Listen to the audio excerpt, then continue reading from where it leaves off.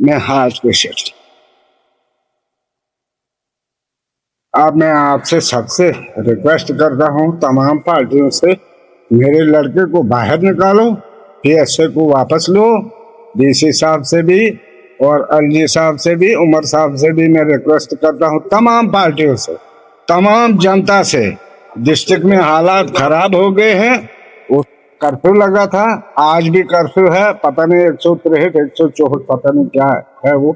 तो मेरे लड़के को बाहर दे दो, हालात ठीक हो जाएंगे बस। आपसे ज्यादा सवाल हम करेंगे। एक बार जो माहौल वहाँ पर माहौल खराब हो गया, उन लोगों को मैं कहता हाँ वो अमन से रहे सब लोग, और मेरे लड़के को बाहर निकालो बगैर पीएसए, बगैर फाइल के, बगैर दर्ज करने के, सीएम साहब बगैर कोर्ट के। हाँ, सीएम साहब को मैंने रिक्वेस्ट किया, उसने कुछ नहीं बोला। उसके जब इख्तियारात है नहीं, मैंने बोला उसको कि आप एलजी साहब से बात करो, सब पार्टियों से बात करो, जितनी भी पार्टियां हैं, एनसी है, पीडीपी है, बीजेपी है, जो भी पार्टी है, जनता दल है, जो भी है, उनसे रिक्वेस्ट है मेरे लड़के को बाहर लाओ, हालात ठीक हो जाए। एलजी साहब से क्या बात, एलजी साहब से क्या कहना चाहेंगे? हम कहते हैं इंसाफ करो।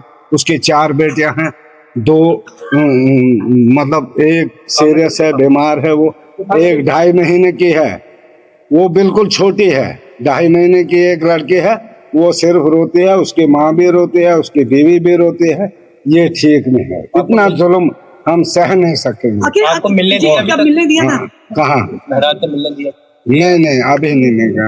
मैंने क्या मिलना है उसने जो भी किया उसकी मैं माफी मांगता हूँ। जो भी किसी पार्टी के साथ है उसका मैं माजरत ख्वाह हूँ।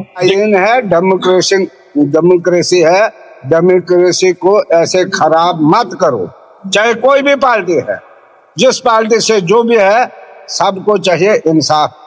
ये मैं चाहता हूँ इंसाफ। पंकज जी, अगर एलजी साहब आपकी बात गौर नहीं करते, क्या कोर्ट की तरफ जाएंगे? नहीं, मुझे क्या करेगा कोर्ट? मुझे चाहिए एलजी साहब, सरकार है, दिल्ली तक है सरकार, मुझे चाहिए लड़का बाहर बस। कोर्ट है, आम आदमी पार्टी, गरीब लोग वो जब चाहते हैं, जो वो चाहते हैं वो चाहिए मुझे। जो स्टेटमेंट महराज ने दिया उसके लिए माफी मांगते हैं। महराज के लिए, महराज जो भी उसने गलती की, माफी मांगने को तैयार है, जो भाषा की वो मांगे या नहीं मांगे, मैं मांग रहा हूँ तमाम। नहीं, अभी नहीं, उसी के लिए। हाँ, उसी के लिए जो भी उसने गलती की है। हाँ, गलत किया था या ठीक किया था वो मुझे पता नहीं। जब एक बूढ़ी 60-70 साल की रोने लगी उसके सामने, वो 5-6 पीएसए लगाए हैं डीसी साहब ने। वो डीसी साहब भी हमारे बच्चे हैं, वो कहाँ दूर गई है। भाइयों की लड़ाई थी, इतना इशू नहीं बनाना।